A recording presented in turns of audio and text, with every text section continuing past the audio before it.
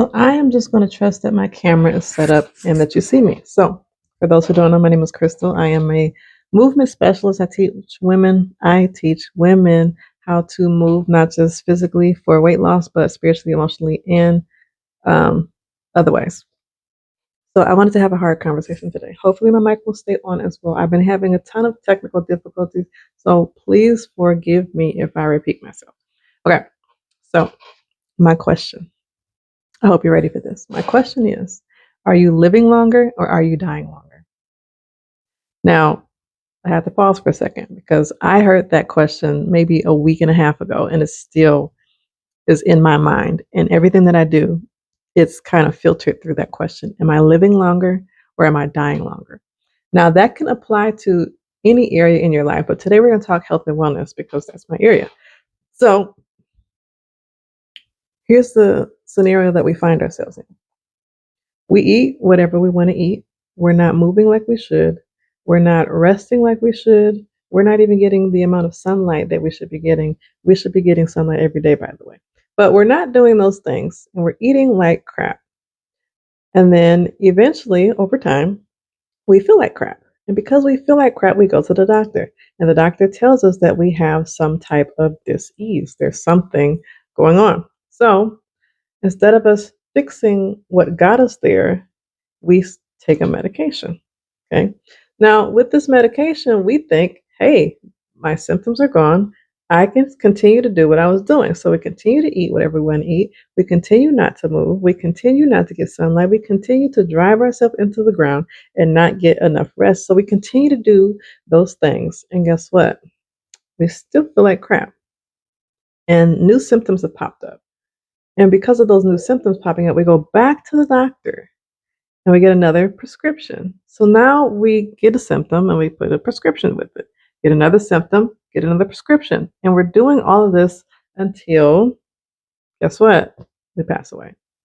Now, I'm not trying to be morbid. I'm trying to get us to understand and be aware of what we're doing. Are we actually living our lives to the fullest, health wise, spiritually speaking, emotionally, relationally, financially? Are we doing what needs to be done? Are we being disciplined and living our lives? Or are we faking it and actually dying longer?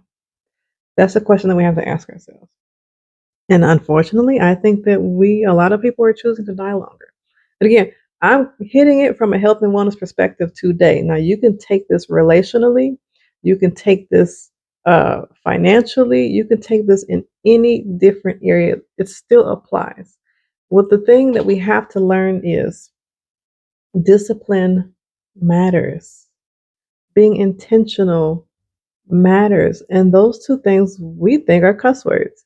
We want to do whatever we want to do, when we want to do it, how we want to do it, as often as we want to do it, and expect not to go through certain consequences. That's not how life works. Okay, you might not experience the consequences right now, but they're going to come. I know the Bible talks about that. The Bible talks about people thinking that because they didn't get judgment right away that they got away with it. But no, judgment is coming. The recompense for that is coming. And so we have to become aware of what we're doing. We got to be intentional. Let's talk about that first.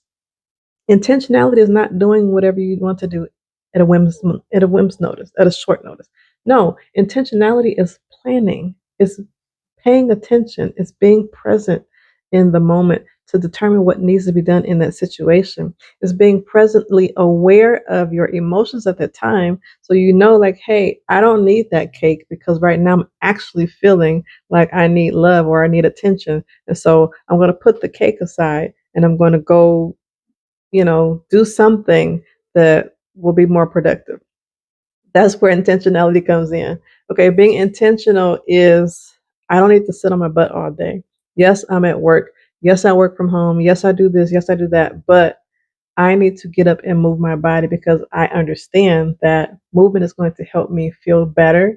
It's going to help me have more longevity. It's going to help me have less brain fog. Like movement is important. It's going to keep my joints lubricated. It's going to help me to stay in the weight that I want to be in. I have to intentionally go move. That's intentionality. And a lot of times, and a lot of the reasons Why we are not intentional is because we're on autopilot. So autopilot is we've gotten into this habit. We've done this thing. We've gone down this path time in and time out, day in and day out, and we've just created this groove. Okay. I said to a client the other day, it's like having fresh snow on the ground and you're the first one to drive through it. There's a path that's created because this is what you did. There was nothing there at first, but you made a path. This is what we do with the habits that we have. We make a path. And a lot of times it's hard to deviate from that path because it's so worn out. Okay. Just like on a freeway when there's so much snow falling down, everybody's in the same lane. Like it's hard to get over to a different lane because you might spin out trying to go to a different lane. You might you might, lose a little bit of control of your car when you go to a different lane. It might be a little bumpy because you're moving into a different lane, but at some point in life, you need to move to a different lane. Okay, if this is not working, if this lane is not taking you to the destination that you want to go, you got to get off. And a lot of times we don't want to get off. We want to follow this train. We want to follow this path because it's so familiar. It's so easy. It's so convenient. But at the same time, it's taking us somewhere that we don't want to go. It's taking our health somewhere we don't want it to go. It's taking our mind, our thoughts to a place that we don't want to go. And so when we are intentional and aware, we understand that this is going on. Like, I don't like where my life is headed, and I need to make a change. We got to make a change. Ask yourself that question. Are you trying to live longer or are you trying to die longer? That's a hard question to ask yourself. That's something that really like jolts you if you let it, and it really puts things in perspective. What am I doing? We have to ask ourselves that question. What exactly am I doing? What exactly is the goal here? Am I closer to that goal or am I further away from that goal? I have to answer that question. We all have to answer that question at some point. Am I living the life that I want to live? Am I showing up for my children the way I want to show up for my children? Am I showing up for my spouse? Am I showing up for my coworkers? Am I showing up for my family in the way that I want to show up? Am I showing up with the right energy? Am I showing up with the right perspective? Am I showing up with the right attitude? If not, you have to check what you're doing. And it's okay because you're not doing it. Yes, let me say this. People are going to benefit from the changes that you make, but you're not doing it for them. You're doing it for you because you want to show up better, because you want to be healthier, because you value relationships, because you value health, and because you want to have better relationships and better health. Because you're the common denominator. You're the common denominator in all of this. So, what do we need to do? One, we got to get really clear on where we're trying to go. The Bible talks about without a vision, the people perish. You're not going anywhere if you don't have a vision. If you don't see it in your mind, if you don't meditate on the word of God and he gives you something to look forward to, if you're not doing any of that and you're just going through the motions of life, you're not going to go very far. And one day you're going to look up and see, I didn't do anything. And for me, I don't know about you, but I have enough regrets in my life already. I don't want any more. I don't want any more. So we have to get really clear on where we're trying to go. Once we do that, then we can map out the steps and really look at what's a priority in this moment. What's a priority today? Okay, what's a priority this week? What's a priority this month? What's a priority this quarter? Right? This is how we can break down our goals. You have to make things a priority. And when you make things a priority, you get to set boundaries. That's something that we don't we don't stand by, okay? Because we like to what I call it, you like to have rendezvous with failure every now and then. I try not to be hard on my clients, but we have these conversations. You wanna tolerate failure. Set up boundaries, and that will stop you from tolerating failure. If it's a hard stop, keep it a hard stop. Now you know what your special circumstances are. Emergency situations, okay. But if it's not an emergency, have your hard boundaries. Have your hard stops. Not a soft stop, a hard stop.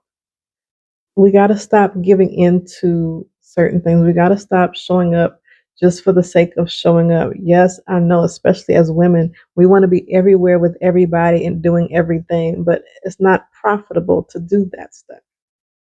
It's good, but it's not going to profit us in any way. So we have to make sure that one, we're very clear on where we're trying to go. Two, we prioritize. We decide what's important, and then we start doing those things. And three, we have boundaries, hard boundaries. And I'm telling you, when you do this, because I've had to do this myself as a mother, I had very soft boundaries, if I had boundaries at all. When it came to business, I had super soft boundaries. I was giving people information because I'm like, that's just how I'm wired. I want people to know. I want them to learn so that they don't need me. But at the same time, I wasn't valuing the information and the things that God put in me to even charge them for it. That's a whole nother conversation. But with that being said, when you start doing these things, you will see tremendous change in your life. You're going to see your life start to take off. You're going to see yourself being excited to actually exercise. And for some people, that's hard for them. They're not excited to exercise at all. But you're going to see yourself excited to check these things off because you know there's one step closer to where you're trying to go. And yes, this is not saying that there's not going to be bumps along the road because there are. Absolutely will be. There's always going to be something to throw you off of your square and off of your goal. But that discipline, that endurance that you've developed because you show up daily, that's going to get you past those things. So we got to get clear. We have to get clear. We got to prioritize, and we have to set boundaries. If you need help with this, I've created a resource. The link is in the description below.